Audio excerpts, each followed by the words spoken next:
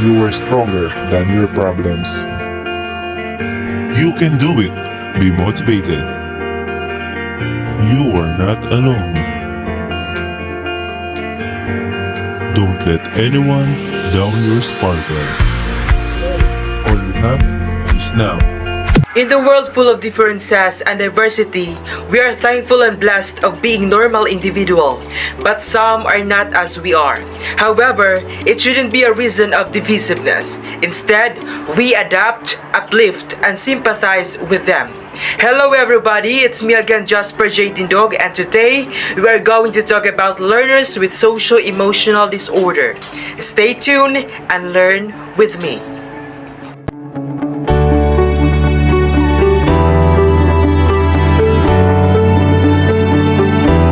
Our topic is all about learners with socio-emotional disorder.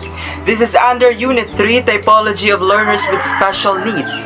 To be specific, we will be discussing two of socio-emotional disorder, the OCD or Obsessive compulsive disorder and Bipolar disorder. But before anything else, let's check first our objectives. First is discuss the socio-emotional disorder and its types. Then discuss the causes and symptoms of this socio-emotional disorder. Then able to identify the strategies on how to handle the learners with socio-emotional disorder and evaluate the learnings of learners with this socio-emotional disorder. So now, what is socio-emotional disorder? Is it something alarming, contagious, or is it something that really inevitable?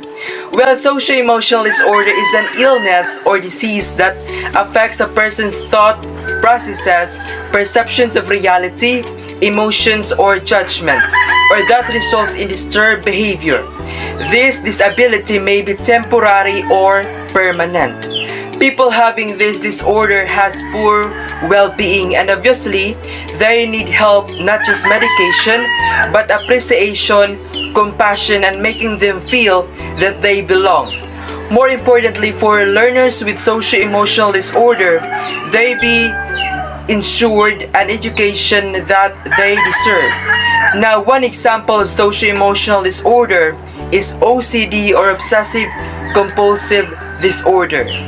OCD is a mental illness that causes repeated unwanted thoughts or sensations, obsessions, or to urge to do something over and over again, and that is compulsion. Some people can have both obsession and compulsion. An obsessive thoughts might be that certain numbers or colors are good or bad. A compulsive habit might be to wash your hands few times after touching dirty. So this literally means that having OCD is something that pushes a person to do something again and again for satisfaction or perfection for them. Just like this young boy who has OCD, and it's so sad that people have this disorder have actions that take up at least an hour a day beyond control and may interfere with work or social life of others. This is Raphael. He's been diagnosed with OCD.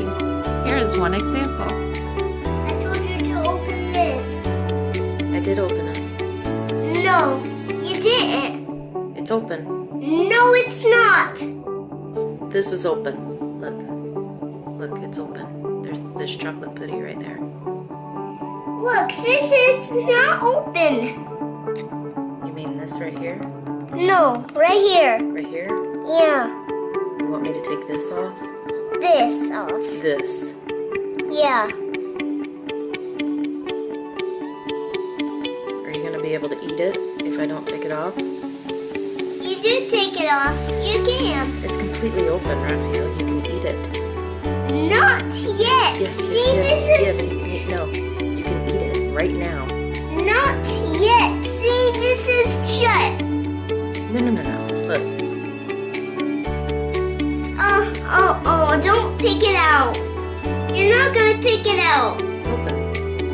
If it wasn't open, I wouldn't be able to get it.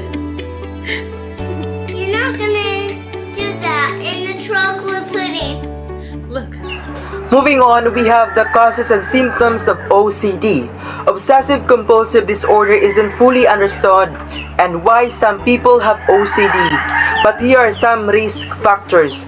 It's depression, anxiety, experiences with trauma, history of physical or sexual abuse as a child, physical differences in certain parts of the brain, and the main causes is genetics, changes in brain functions, or maybe compulsive behaviors are being learned. On the other hand, symptoms includes checking or somewhat overthinking, like for example, checking multiple times if the door is locked or the light switch is turned off.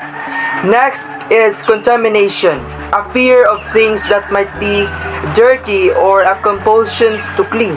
Then symmetry and ordering, or the need to have things lined up.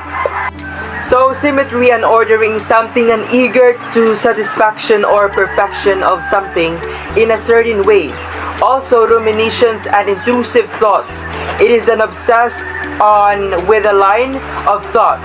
Some of these thoughts might be violent or disturbing. Listen, OCD is a bit more common in women than in men. Symptoms often appear in teens or young adults. Now, is OCD curable? Unfortunately, there's no cure for OCD. However, symptoms can be managed or on it affects lives of person through medicine, therapy, or a combination of treatments. Moving on, another type of socio-emotional disorder that we will be discussing is about bipolar disorder. Bipolar disorder, formerly called manic depression, is a mental health condition that causes extreme mood swings that include emotional high, mania or hypomania, and lows, depression. When you become depressed, you may feel sad or hopeless and lose interest or pleasure in most activities. When your mood shifts to mania or hypomania, less extreme than mania, you may feel euphoric, full of energy, or unusually irritable. These mood swings can affect sleep, energy, activity, judgment, behavior, and the ability to think clearly. And here are the symptoms. There are several types of bipolar and related disorders. They may include mania or hypomania and depression. Symptoms can cause unpredictable changes in mood and behavior, resulting in significant distress and difficulty in life. And here are the symptoms in children and teens. Symptoms of bipolar disorder can be difficult to identify in children and teens. It's often hard to tell whether these are normal ups and downs, the results of stress or trauma, or signs of a mental health problem other than bipolar disorder. Children and teens may have distinct major depressive or manic or hypomanic episodes, but the pattern can vary from that of adults with bipolar disorder. Then the causes. The exact cause of bipolar disorder is unknown, but several factors may be involved, such as biological differences. People with bipolar disorder appear to have physical changes in their brains. The significance of these changes is still uncertain but may eventually help pinpoint causes. Then, genetics. Bipolar disorder is more common in people who have a first-degree relative, such as sibling or parent, with the condition. Researchers are trying to find genes that may be involved in causing bipolar disorder. So that was OCD or Obsessive Compulsive Disorder and Bipolar Disorder. At this juncture, we are going to talk about how learners with special needs or those learners with OCD and bipolar disorder should be managed or handled by educators in learning environment. Learners living with OCD is not easy. It affects on academic behavior and social skills. At school, the student may ask questions many times, recheck schoolwork repeatedly, frequently washing hands and wants almost everything perfect, and etc. In situations like this, even if students have not yet diagnosed with OCD, a teacher must approach and talk with the students privately. A teacher must show a support and compassion, ask or talk with the guardian of a student about the concern to know what's the best for a certain student. The students with OCD often struggle academically and socially, and here's how teachers help and should handle them.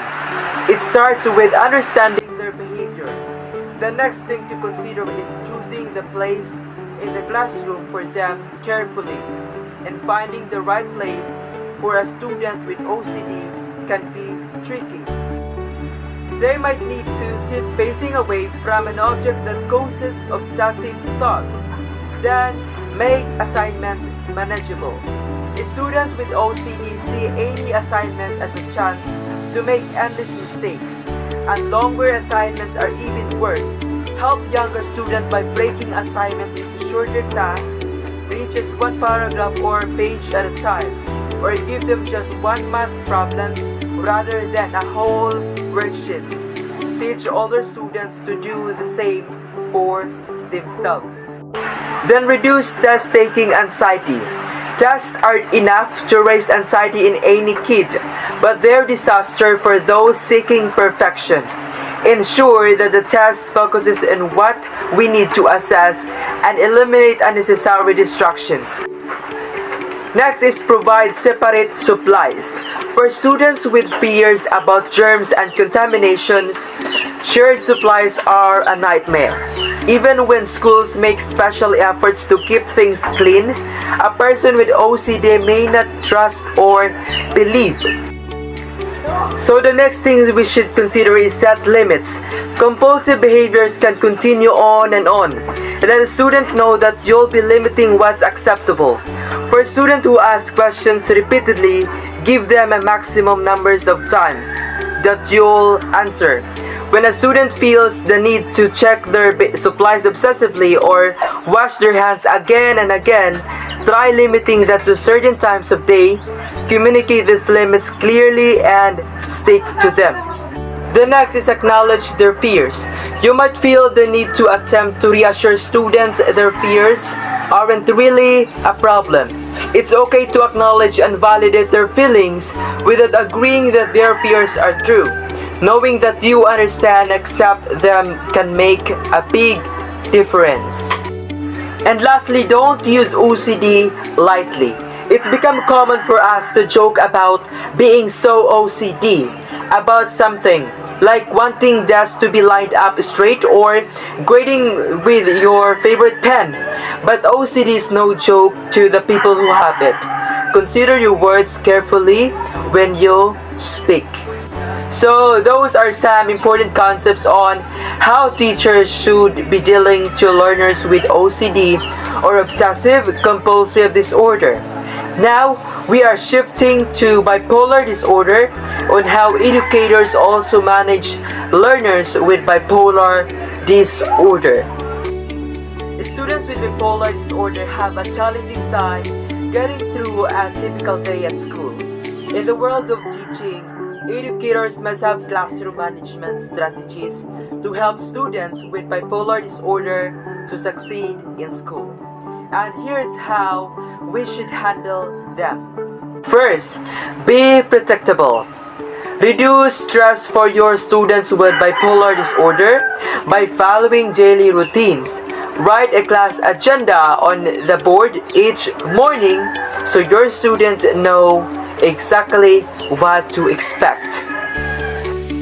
The next is keeping classroom rules simple and review them daily to remind our students of our expectations. The more predictable our classrooms, the more comfortable our students will feel. And those are some of amazing strategies on how to handle learners with bipolar, but sometimes it varies to the learner's level of situation, and as a teacher, we should adjust on how we deal with learners with socio-emotional disorder. Teaching strategies for children with bipolar disorder focus on helping the child to adapt and offering them room to have some control over their situations. They will require a patient hand and an ability to adapt and try new approaches to help them learn and grow, and building a relationship is the key to a successful learning experience. Some students with OCD seek teachers out for approval and reassurance. Others, though, may hide because they feel ashamed or don't want to cause trouble. In that case, a teacher may need to be the one to reach out. Remember, bipolar disorder and OCD or obsessive compulsive disorder can be a great teacher. It's a challenge, but it can set us to be able to do almost anything else in our lives. For those people living with socio-emotional disorder, always remember that you're not alone and you are respected. We should be always compassionate on anyone and uplift together for greater success. Thank you.